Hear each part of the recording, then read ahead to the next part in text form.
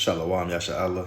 First and foremost, we get all praises, honor, and glory to Yahweh, Bahashem, Yahweh Shai, Bahashem, Rakak Kodash, double honor to our apostles, elders, a great millstone, Ruel, and peace and blessings to the hopeful elect that spouses great gospel and sincerity and truth. This your brother Tazakai Yahweh from the great millstone, Annapolis camp, coming at you another lesson through the spirit and the power of Yahweh, Bahashem, Yahweh Shai, and Lord willing be edifying. Got an article here from interestingengineering.com. And it reads, Hajj turns deadly as temperatures soar over to, oh my goodness, to 125 degrees Fahrenheit. Over 1,000 pilgrims die. It says daily heat waves and the vulnerability of unregistered pilgrims have been identified as key factors behind the high death toll, which is updated June 21st, 2024, the hopeful year of Jacob's trouble. And it reads, the annual Islamic pilgrimage to Mecca, Saudi Arabia, known as the Hajj, has been marred by an unprecedented tragedy this year, with the death toll surpassing 1,000 individuals. The scorching temperatures reaching a peak of 125.2 degrees Fahrenheit in Mecca have been cited as a significant contributing factor. The official death toll has yet to be confirmed by Saudi authorities. However, reports from various countries suggest a total of 1,081 deaths. Egypt alone has reported over 650 deaths. On June 20th, it was noted that 58 Egyptians were among the newly reported deaths. Other countries have also reported deaths among their pilgrims. Pakistan had recorded 58 deaths out of approximately 150,000 pilgrims, while Indonesia's death toll has risen to 183 out of 240,000 pilgrims. Vulnerability of unregistered pilgrims. This year's Hajj, which coincided with the peak of the Saudi Arabian summer, presented unique challenges due to the sweltering temperatures. Notably, more than half of the victims were unregistered pilgrims who participated in the Hajj without official permits. The extreme heat at the Grand Mosque in Mecca has been particularly dangerous for unregistered pilgrims as they lack access to the air-conditioned spaces provided for those with official permits. Meanwhile, the emergency complex in Mecca has become a sad gathering point for grieving families. Hundreds have arrived to identify the bodies of their loved ones or to desperately seek information about those who are missing, unless they die too during that heat. They say Saudi authorities have also reportedly began the burial process for some of the deceased. This devastating event adds to a history of tragedies that has marred the pilgrimage. It says a little bit of the history, Slaki, of Hajj tragedies. In 2015, a crowd crush during the Rami Jamarat ritual in Mina resulted in over 2,400 deaths, making it one of the deadliest disasters in history of mass gatherings. In 1990, a ventilation failure in the Al Maasim pedestrian tunnel led to the suffocation of 1,426 pilgrims. Other incidents in 1994 and 98 resulted in hundreds of additional deaths. Over 9,000 people have died in mass religious gatherings over the past half-century, with over 5,000 of these occurring during the Hajj in Saudi Arabia. Last year's Hajj also saw a significant number of deaths, mostly among Indonesian pilgrims. Climate change and Hajj concerns. While crowd crushes and stampedes have historically been the primary cause of Hajj fatalities, extreme climate conditions are emerging as a new threat. This year, temperatures in Saudi Arabia soared to 50 degrees Celsius during the pilgrimage. While Saudi authorities have not released official figures on the death toll, they have reported more than 2,700 cases of heat exhaustion since Sunday. Saudi Arabia is warming at an alarming rate with more frequent and severe heat waves. This rise in temperature coupled with higher humidity makes conditions increasingly dangerous without artificial cooling. Moreover, the Hajj pilgrimage presents unique challenges due to the sheer number of pilgrims converging in a confined area. Overcrowding increases the risk of crowd crushes and exertion. The advanced age of many pilgrims makes them more susceptible to heat stroke and other health complications. The timing of the Hajj shifts approximately 11 days earlier each year in the Gregorian calendar. This means that the pilgrimage is expected to take place in June next year. However, concerns loom over the long-term consequences of climate change on the Hajj, with a 2019 study forewarning of increasingly dangerous heat stress levels for pilgrims in the years to come. Ultimately, the Lord is just turning up. Like I said, as far as like bringing more, heat waves, more so-called natural disasters, tsunamis, El Niños, whatever, hurricanes, tornadoes, earthquakes, whatever you name it. The Lord is turning up because while the Lord is he on his way back, and he closer to what these people may think. So this is what I got right here. Over 1,000 pilgrims has died so far, and then I got another one And in Africa, it's multiple deaths reported after fire causes an explosion in the capital of Chad. It says 9 people died after a blast at ammunition depot in N'Djamena, and at least 40 have been injured, official says. 9 people were killed and more than 40 injured when the fire set off explosions at a military ammunition depot in Chad's capital, an official has said. And this came out Wednesday, June 19th, 2024. Hopefully, year Jacob's trouble.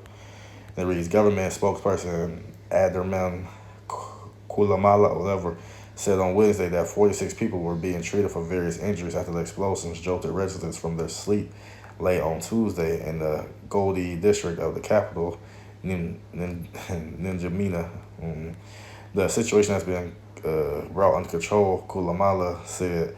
The explosion lit up the sky as thick smoke covered the clouds in the Central African nation, setting off frantic efforts to extinguish the fire as residents fled their homes for safety. The cause of the fire was not immediately clear, and President Mohamed Deby Itno said an investigation will be conducted.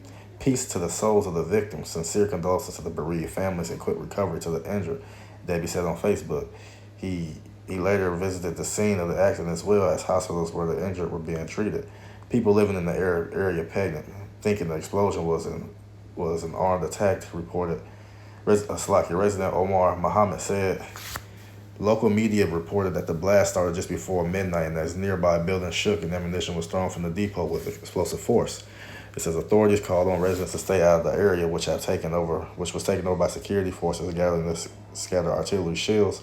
Alamine Musa, a resident, called out onto the government to come to our aid urgently after he and other residents fled their homes. Many families have recorded deaths, and it's sad. Chad, a country of nearly 18 million people, have been reeling from political turmoil before and after a controversial presidential election that resulted in DB's victory. He had led the country as an interim president during the period of military rule that followed the death of his father in 2021. Cameron Hudson, an African expert at the Center for Strategic and International Studies, said the explosions might not be entirely coincidental and felt more like a message to the government, which had been embroiled in the internal political tensions as well as regional tensions over the war in neighboring Sudan. Recent claims about Chad's alleged involvement in the war in Sudan created an untenable position at home for DB, said Hudson, a former U.S. official. A house divided cannot stand, that's true. This article was amended on June 21st, 2024, to describe Chad as being in the Central Africa rather than West Africa. Okay, whatever. But going on, and that was just something to add to, pretty much the deaths that have been acquired over the past week or so. Because ultimately, it's Yahweh Shema Shai, he ain't playing. He ain't never been playing. But nowadays, since we drawing closer to the end, the Lord going to pretty much continue to visit this place, frequently by bringing death, by bringing calamities, by, bringing limitations more than whoa. Because why? Wickedness have exceedingly polluted the whole earth, right? So we just going to, as a matter of fact, let's get this real quick, because these were horrible things that happened, when they're not. This is Amos chapter 3, verse 6. Shall a trumpet be blown in the city and the people not be afraid? Right? Then they said the explosions made people afraid. But you think seeing people just dropping dead from heat exhaustion, you don't think that made people afraid? And they say, shall that be evil? Wouldn't this be considered an evil thing? People dying and all this and that, and are people intentionally exploding this and that? Ain't that considered evil or a bad time in the city? And the Lord Yahweh Shema Shai have not done it. So this is what the Lord taking credit of those things. He's sending those evil things, so to speak. He's sending those bad times to these countries and these people and so forth and so on, right? Surely the Lord power will do nothing, but he revealed his secrets unto his servants the prophets. So no, we're not speaking blasphemy against Yahweh Shema Shai. We are actually praising him and giving him the credit because he is behind everything that goes on in the earth, whether it be good or whether it be evil, right? Matter of fact, get this real quick, because you got to think. This is Psalm chapter 9, verse 16. It say the Lord Yahweh Shema Shai is known by the judgment which he executed, right? It is the Lord, he is the one who's executing these judgments out. He's sending, he's the one in control of who gets put to death and who stay alive and who be born and so forth and so on. So again, we understand this is the Lord's doing, right? It says the wicked is snared in the work of his own hands. Haggai say loud. Now let's put things in perspective. It's probably like millions of people who go do that Hajj pilgrimage, whatever the case may be. So how many of those millions do you think are Israelites, actual Israelites? from those various countries, right? They are snaring the works of their own hands, which is what? Committing what? Sacrilege. Ultimately committing what? Putting another God before, Yahweh Shem Shai, worshiping other gods, worshiping other false doctrines. Those are penalties in idolatry. Those offenses are what? Worthy of death. So who's to say none of those individuals, that all those people are not Jakes, are not Israelites? So hey, they get caught up in the work of their own, in the works of their own hands. Hey, that's on them, right? They did that to themselves by wanting what? To go after other guys. Whether they know better or not, hey, if you do it, man, you still did it. Because right here it says Psalm 68 verse 20, he that is our power is the power of salvation unto Yahweh Shem Shai. The Lord belong to issues from death. So it was what? The issue of death, or that declaration for you to get put to death, that was issued from Yahweh Shem Shai. At the end of the day, whatever you mad at, you want to scream to, cuss to, whatever, hey, man, that's up to that was sent from Yahweh Shem Shai. This is Deuteronomy chapter 32, verse 39. See now that even I am he, and there is no God with me. Ain't no other God up there with Yahweh Shem Shai consulting them, trying to guide them, trying to give them advice. Absolutely not. See, if it's another, hey, matter of fact, what's going to say, I kill and I make alive. I wound and I heal. Hey, that's yeah, that's what that he is. That's Yahweh Shem Shai. It's him who's in control of those things. And of course, we understand he gave judgment to Yahweh Shai, but just speaking for those who have not the understanding of that, right? It says, neither is there any that could deliver my hand. So where was Allah when these people in this Hajj, dying from suffocation or heat exhaustion and so forth and so on, or from this exposure? Because a lot of African countries, they either dabble in Christianity or in Islam. So where was Allah, or where was JC to stop these things from happening to these people? They ain't nowhere, because they don't exist. So again, they say, neither is there any that can deliver out of my hand. Can't nobody deliver you out of the hands of Yahweh Shem Shai when they pull your tab. Hey, that's just what it is. You're gonna be taken out. For I lift up my hands to heaven and say, I live forever. So it's the Lord. Matter of fact, hold on. And if I whet my glittering sword and my hand take hold on judgment, I will render vengeance to my enemy. See, say, I will render vengeance. Ain't no I may do it or it's a possibility. No, the Lord going to do it. With retribution, payback for the things that you have done.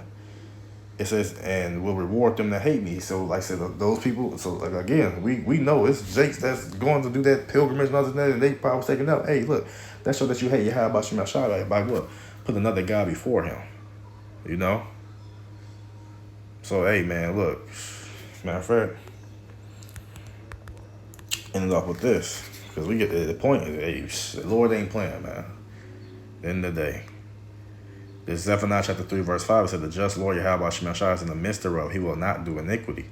Every morning do he bring his judgments of light. See, every day, every night, every evening, every afternoon, from dusk to dawn, somebody's getting put to death from the judgment from Yahweh Shem Shai. And said, well, he fell not, so he ain't going to slip on the job. He ain't going to, no, you don't get a second extra to live. No, your ass get judged right then and there at the point of time. But the unjust know of no shame. So we understand with them not knowing no shame, guess what? There's going to be more and more judgment. More and more death are going to come to the people, especially the people of Yahweh Shem Shai, but also the rest of the people. Hey, you got to pay for the shit that you done too. Hey, you don't get no pass. Yeah, you're not the Lord's people, you heathen, but hey, man, he created you. You was creation, and he gonna do what he want to do to you in due season. Whatever the case may be, that's allotted for you. But that's really all I got on those two articles, man. We just understand, man, hey, man, the Lord ain't playing. And we see stuff on the news, and we see this and we see that. We know, hey, that's from Yahweh Shem Shai. That wasn't no accident. That wasn't no coincidence, So Lord willing, this lesson was edifying to sincere brothers and sisters out there listening. I want to give all praises, honor, and glory to Yahweh, Bahashem, Yahweh Shai, Bahashem, Rekak Wadash, the violence of our apostles and elders, a great millstone who grew well, and peace and blessings to the hopeful elect. Shalom.